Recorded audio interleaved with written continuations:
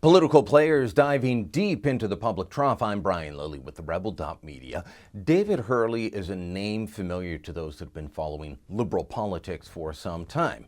This is the man who was Paul Martin's closest political advisor when he was finance minister and seeking to become and eventually becoming prime minister. He's also a man who's been a pundit, a pollster, a strategist for Liberals across the board. In 2014, according to his own biography on his own company website at the Gandalf Group, David Hurley helped steer the Liberals in Ontario to a majority government. He helped keep Kathleen Wynne in the Premier's office. So it's within that context that a couple of contracts coming out of Wynne's own department, the Cabinet Office, become interesting.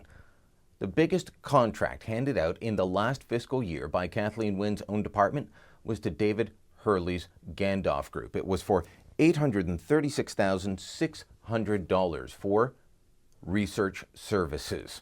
There's another contract for $49,000, also for research services, meaning Gandalf Group and Hurley pocketed nearly $900,000 from the Premier's office.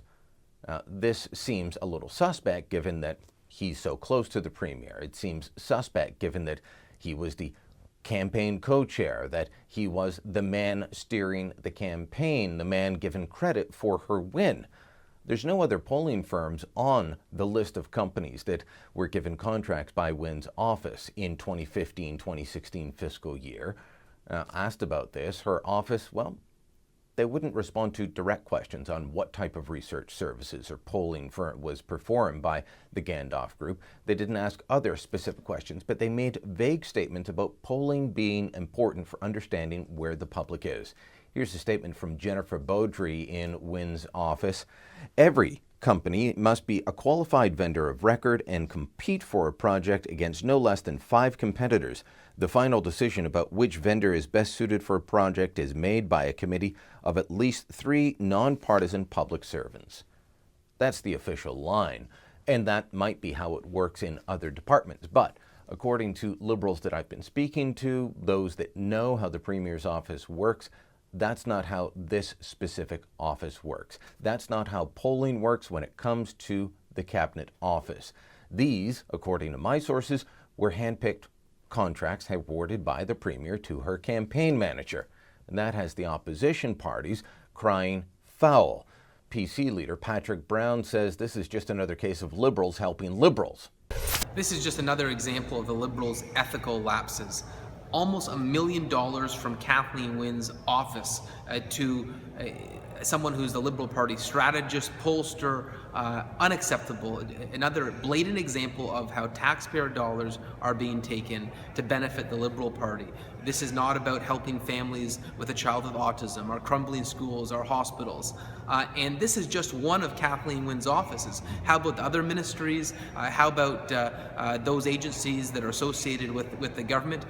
We need a response from the government. We need accountability for this ongoing blatant abuse of taxpayer dollars.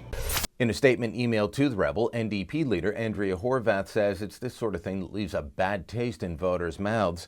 There's a reason why people are feeling left behind by this government. Time and again, from the gas plant scandal to recent allegations of pay-for-play fundraisers, they keep putting their friends and their own political interests first rather than doing what's right for the people of Ontario. Now, there's nothing to say that polling wasn't done, that research services were not provided by David Hurley. But this almost $900,000 payoff does seem suspect.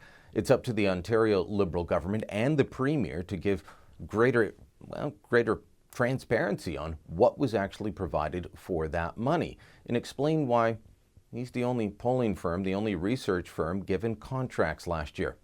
It also, according to sources, appears that Hurley and his firm are under contract by several other government departments. Were those all part of competitive bids? Is favoritism being shown to someone with close political connections? These are the questions raised. It's up to the government to answer them now. Thanks for watching. Click here to never miss a Rebel update. Want even more of the Rebel? Well, click here to become a premium member.